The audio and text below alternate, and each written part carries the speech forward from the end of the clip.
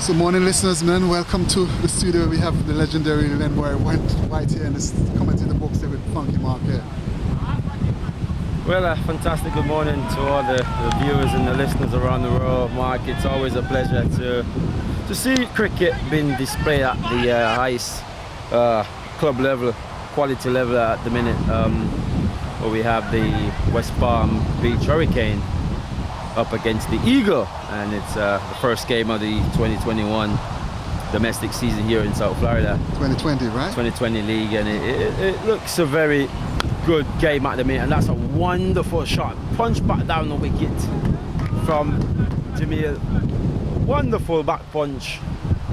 The two man down there, Mark, long on, didn't have a chance. Yeah, that was well timed. You know, I think he have a good bat because he just off the back foot just punched it and it just raced to the boundary. Absolutely. It didn't go for too much power in that shot, just the timing of the shot was executed excellently, and that's a wonderful shot from the man. He goes again, this time goes the aerial route over mid-wicket, one bounce into the boundary, Funky Mark for 4. So good going here from the West Palm Beach Hurricane team. Fantastic going. Yes, this guy Jamil Douglas, he seems to have some form. You know, he's been hitting the ball nicely. When he hits over the top, he follows through the shot, you know, in command. You know, he looks a good player too. Is he from Jamaica? Yes, indeed, absolutely a very effective player.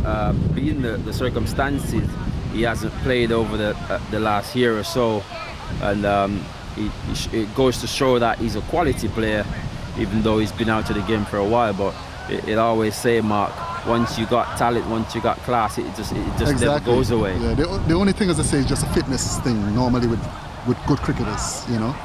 But I mean, he's playing a good hand here for the Hurricanes. I mean, actually he's have like 4 or 3 boundaries so far. Yeah, and at the other end you got Palmer, who is a really good batsman, opening the batting. He has been scoring really well here in the domestic tournaments that have been played here in South Florida. He's got numerous 50s and 100s in the last 40 over tournament, so he has some form behind his name, and he's a really quality batsman, right-hander batsman at the other end. So if these two can put on a partnership of 100 plus, then you know they could be looking somewhere about 200, and this wicket it's really a competitive score. Yeah, because the pitch looks good. I mean, I know it's is it matting on concrete, so at least the batsmen, you know, we West Indian or Caribbean batsmen like to play shots and like to play to the line, and most Jamaican batsmen you can't really pitch up to them. I know that as a cricketer. Yeah, absolutely. You know, you pitch up to Jamaican, it's out to the ground. You know, it's like they have driving lessons. Absolutely, and it's a new matting being implemented over the last couple of weeks, and it's been playing really phenomenal. Yeah. Mr. Mac Qureshi, as we all know, this is his ground, and he's doing some fantastic work to get his venue to a higher standard or better quality. I would say he's been doing a lot of work, so you got to give credit to him there. Yeah, you got to give credit where credit is due. If this ground could get a couple stands, you know, in the future, I mean, nothing happened overnight, you know, so it could go from strength to strength and become one of those good stadiums in Florida. As Mohammed comes up now, goes to Douglas, and Douglas is hitting it in the air. The fielder's coming off the boundary. It looks like the ball, and he misses it, misjudging the catch, and the ball seems to trickles over the boundary. So Douglas living dangerously there, Lenroy. Yeah, very dangerously. The fielder, I think, overrun that one on the occasion there. Probably not judging that one properly, and in the end made a mess of himself. Well, they say fortune favors the brave as a batsman, so I mean, it's 2020, you live to fight another day. I mean, you got to get the scoring up now, because absolutely, and he's a sort of player who doesn't like to sit at the wicket and not play shot. He's an aggressive batsman, and in this format of the game, it doesn't hurt to be aggressive, and he's doing it effectively. Apart from that one loose shot he just played. Yeah. But both batsmen look pretty good at the minute, Mark. Yeah, so what the projected score you think? I think, at least from the way how the outfield is pretty fast and being big enough outfield, it's T20. I'm looking at maybe 180. But these batsmen has to bat a little bit deeper and try to up the scoring rate now, because we're about, I think, close to 50 runs. And this is like 7 overs already, so you know you got to get impetus on. You know, you got you Stanford who could hit the ball, a long ball. I don't know the other batsmen, but I mean it's important. 43 in the 7th over. Yeah, just scoring about 7 runs and over, somewhere about. Yeah. 6 point something runs and over. Yeah, estimates. Pretty much, yeah. And you see the intention of Jamil Tel is to get things going, and it looks pretty effective as well. Seems as if we're going to have a bowling change from the pavilion in. But earlier back to you there, Mark, you were saying 180 is a par score on this wicket. Absolutely, I do believe 180. Anything in excess of 180 is a really competitive total in this sort of wicket. This pitch throughout the years, it's been you'd say more favour the batting track. So you want to capitalise on that, and you see the urgency of these two batsmen. They're looking to score and rotate the strike, and that's what I think is and one thing with these Pakistani teams, everywhere over the world, they play the same way. They just boom boom. Absolutely. You know there is no defence, so you know. And they try to put up a good they have quite a few aggressive players in this team who can hit the ball pretty well. You see the man there, square leg, sorry. He's with the green cap. Yeah, very aggressive batsman. He hits the ball a long way as well. And if he gets going, it could be disastrous in this sort of track 180. There is his intention again, trying to score, but unable to. Is that Bilal bowling there, sir? Huh? The ball on him? Bilal. Avani? Yeah. Oh, okay. So we're back with Bilal Avani. It's from the commentator both end. He's going to bowl to Jamil Douglas. Upright stance. Comes up both to Douglas, and Douglas is playing it. There's runs in the making here off the inner portion of the bat. It's going down towards the boundary. It seems like it might just pull up. The fielder doesn't make actually it's 4 runs because the body language of the fielder. You could actually see it's probably 4 runs. Absolutely good sportsmanship from the man there at the square leg region, because from our standpoint it's very difficult to tell. Yes. And you need those sorts of honesty in the game of cricket. Throughout the years we know cricket is a gentleman's sport, and it's always been displayed as that sort of game, and it's a really wonderful atmosphere here, Mark. Yeah. It's very windy. Yes. The ball is doing a little bit off the seam as well. Yeah, and it's good condition for the bowler at least. They haven't done too bad at the minute. They could have done a lot better, one would expect, in this sort of windy track.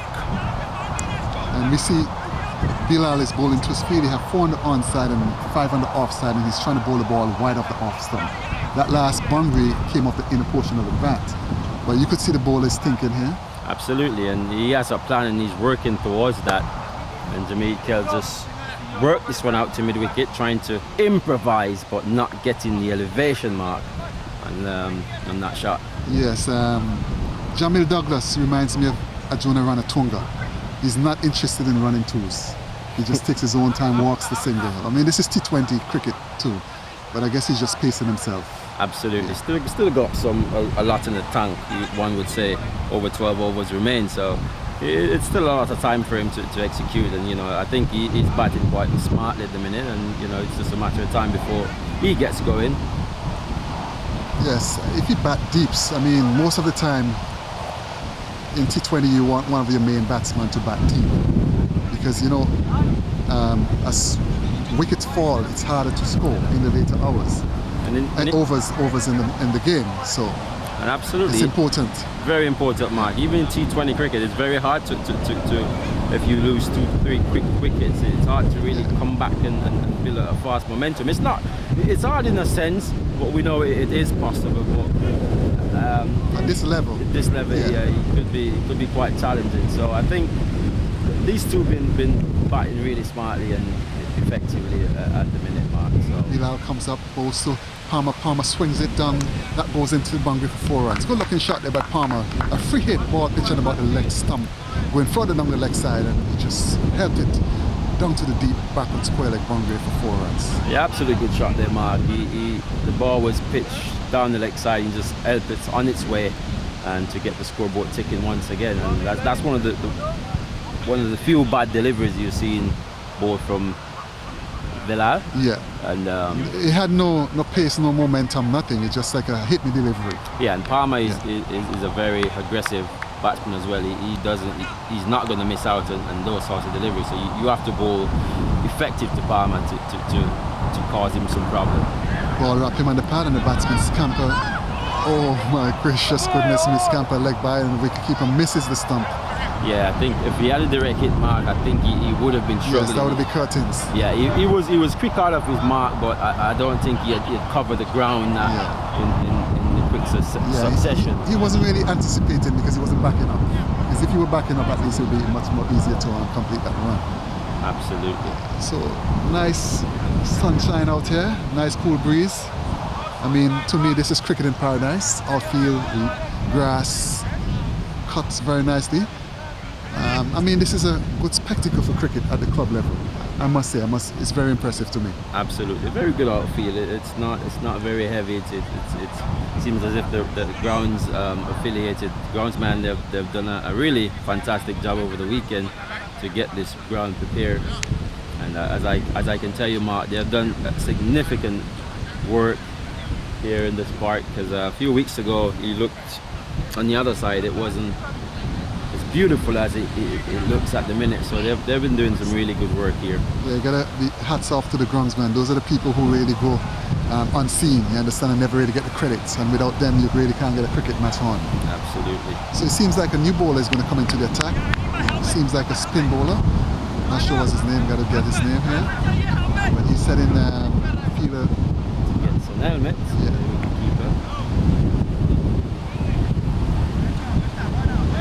So you guys start 9:30 in the morning. Is there 2 matches here today? One would think so. If it starts at 9:30, one would think it's a double-header. So in normal circumstances, if it was just one game, probably would have started probably around 12:30. So we're probably anticipating another game on. Not quite sure, because as we mentioned earlier, it's the first game of the tournament, and I really haven't gotten a chance to. And let me tell you what, man, it's so nice to see everybody in their uniform and their kit. You understand? Batsmen, everybody look well uniformed. I mean, this sends a good message. Like I always tell people, man, you know, I don't like to see at this level, you play in the club level, but everybody's watching, everybody in different kind of uniform. You have to be well attired. You know, it sends a good message. Absolutely. Basically. And given the fact of the circumstances, I know with my team, we're still waiting for uniform, but the captain, oh, that's a wonderful shot, work down the wicket, that's gonna run away for 4. Didn't hit it too hard, Palmer just guided it on its way, Mark. Excellent shot straight down the ground for 4 runs. As he hit it in the safest part of the field. They say anytime you hit straight, you know, you hit, but again, he played it all along the ground, so it's an elegant shot. Absolutely. As growing up as a youth, your coach would tell you that's one of the safest shots to play in the book. Yes, and even if it's T20, like I always tell people, you don't have to play across the line. You could bat normal, just rotate the strike. You understand? So let's welcome Adam Sanford, former West Indies fast bowler in the commentator booth. Sanford, just say hello to the fans. Yeah, hello, good morning, guys. Viewing from all over the world, you know, it's Mark TV, you know, Mark is the man from New York, you know, cricket legend himself. Here in Florida, you know what he does, the best, you know, and it's always good to be here, you know. Welcome back, nice to see you in Florida. Yes, man, you know, I'm anticipating a good spell today from you. Well, you know, I've been working on my game, you know, at that age, you know, these bumps and turns, you know, I've been getting a lot of bumps lately, you know, so I'm just twisting it, spinning it left to right, you know, so I'm just looking forward to this session today. Okay, good. So that was a good shot there by Joseph Palmer, pulling that ball, goes down to the man, the cow corner area, and he picks up and throws and double bounces back to the keeper, and 2 runs in the meantime. Actually, did they turn for 3 or they just took 1? Just a single. Just a single. Very good shot. Very good work from the man out there at mid-wicket to restrict the batsman for a single. But as we mentioned earlier, Jamaica doesn't seem to be the type who wants to go for 2 and 3. He's more the one that wants to play the big shot, the expensive shots. And let's see if he will continue that momentum. The spinner's been bowling the first 4 delivery very sharp. Let's see if Jamaica will capitalise on the opportunity and try to get a maximum or 2 from the over. And it's a very good thing to see the man himself, Adam Stankford, here playing in the league, former West Indies player, fast bowler, was really sharp and effective in his days.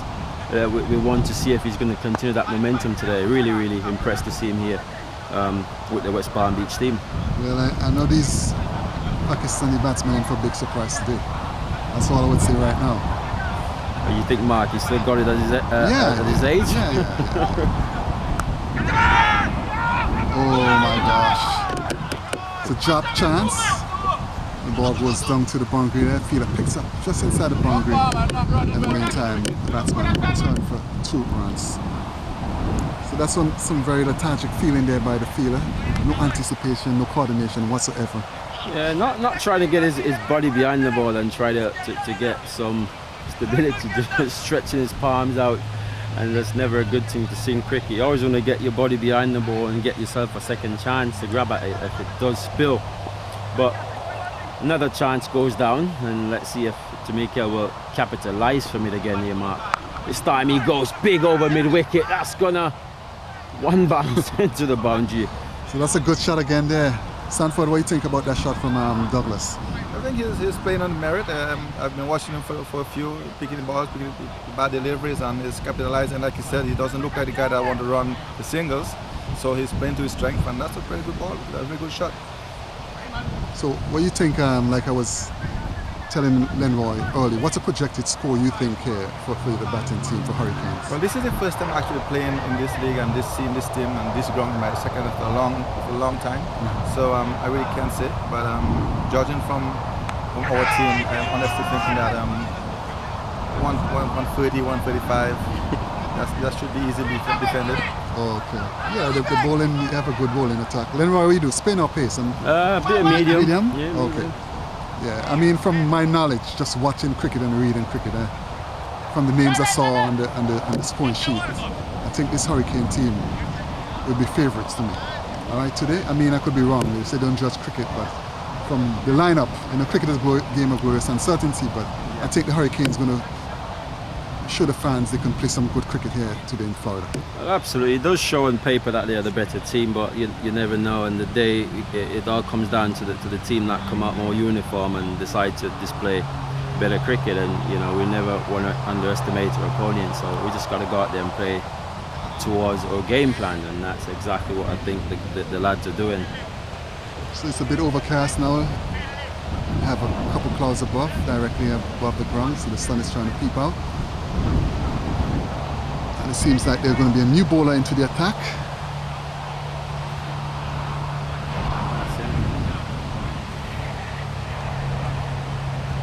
So what's the opposition team then?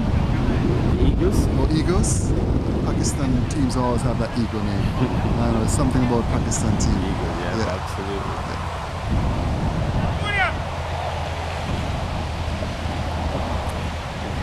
No problem. Oh, okay.